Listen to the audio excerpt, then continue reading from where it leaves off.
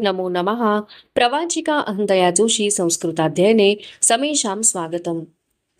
अद्य या कथा अहं पठामि सा कथा फेब्रुवरी मासस्य सम्भाषणसन्देशमासिकात् उद्धृता कथा एषा। कथायाः नाम अस्ति जयः। अस्तु तर्हि आरम्भं कुर्मः। राजा जयसिंहः महाशूरः। विजयसिंहः प्रतापरुद्रस्य च मध्ये घोरं युद्धं प्रवृत्तम्। उभौ अपि महाशूरौ एव। अतः कस्यापि जयः पराजयः वा न भवति। अतः युद्धं निरन्तरम् अनुवृत्तम्। अथ कदाचित् युद्धावसरे राजा विजयसिंहः अश्वात् अपतत्।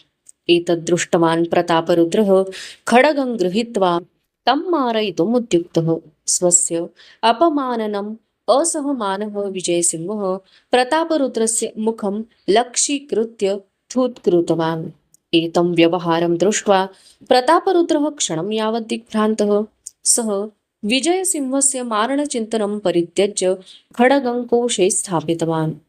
एतस्य दर्शनात् विजयसिंहः महत् आश्चर्यं प्राप्नोत्। सः, भोः, किमर्थं मारणचिन्तनं परित्यक्तं?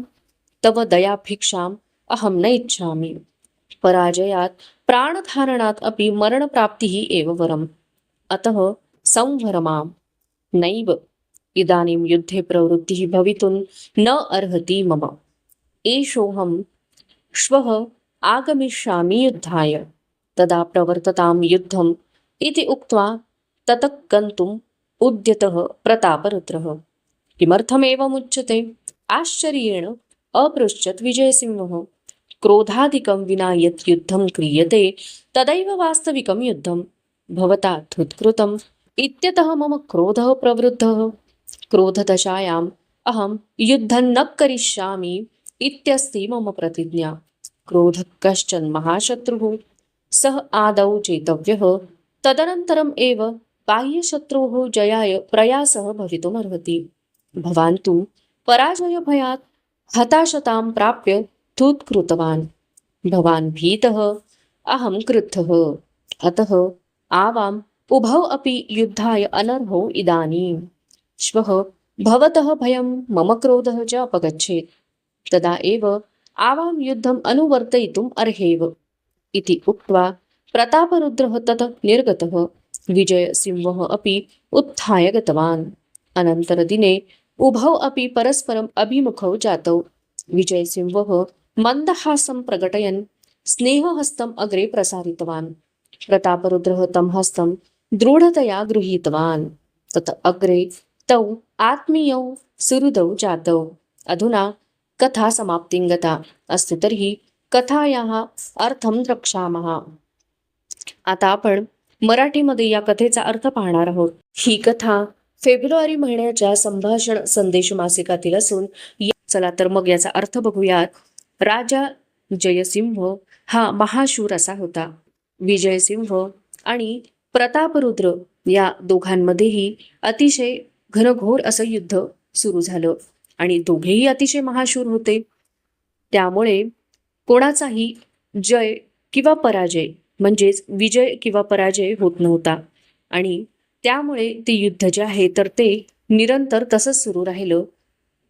त्यानंतर युद्ध सुरू असताना एकदा राजा विजयसिंह जो आहे तर तो घोड्यावरून पडला आणि हे पाहून प्रतापरुद्र त्याची तलवार घेऊन त्याला मारण्यासाठी म्हणजेच विजयसिंहाला मारण्यासाठी तो उद्युक्त झाला।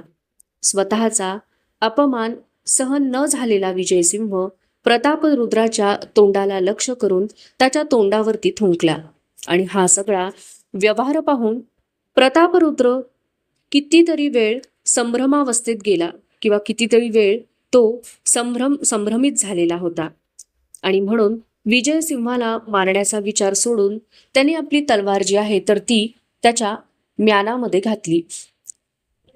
हे सगळं पाहून विजयसिंह जो आहे तर तो अतिशय आश्चर्यचकित झाला आणि त्याने प्रतापरुद्राला विचारले, हो, हे भल्या माणसा, मला मरण्याचा विचार तू का सोडून दिला? तुझी जी ही दयाभिक्षा जी आहे तर त्याची मी इच्छा करत नाही, मला ती नको आहे आणि पराजयापासनं किंवा पराजयातून आलेलं जे हे शरीर आहे तर त्याची धारणा करण्यापेक्षा मरणप्राप्ती जी आहे तर तीच श्रेष्ठ आहे असं मला वाटतं आहे आणि त्यामुळे तू मला मारून टाक. त्यावेळेला प्रतापरुद्र म्हणतो, नैव, मी मारणार नाही. आता युद्ध करण्यासाठी माझी प्रवृत्तीच राहिलेली नाही आहे. तर उद्या मी पुन्हा येईन युद्धासाठी आणि तेव्हा आपण युद्ध करूयात असे म्हणून तो तेथून निघून गेला. प्रतापरुद्र तेथून निघून गेला. विजयसिंहाने अतिशय आश्चर्याने विचारले, किमर्थमेव मुच्यते, असं का म्हणत आहात? त्यावेळेला प्रतापरुद्र म्हणतो की क्रोधाधिकम विना यत युद्धम क्रियते तदैव वास्तविकम युद्धम. तर राग न येता किंवा क्रोध प्रवृत्त न होता जे युद्ध केलं जातं तर तेच खरं युद्ध होय.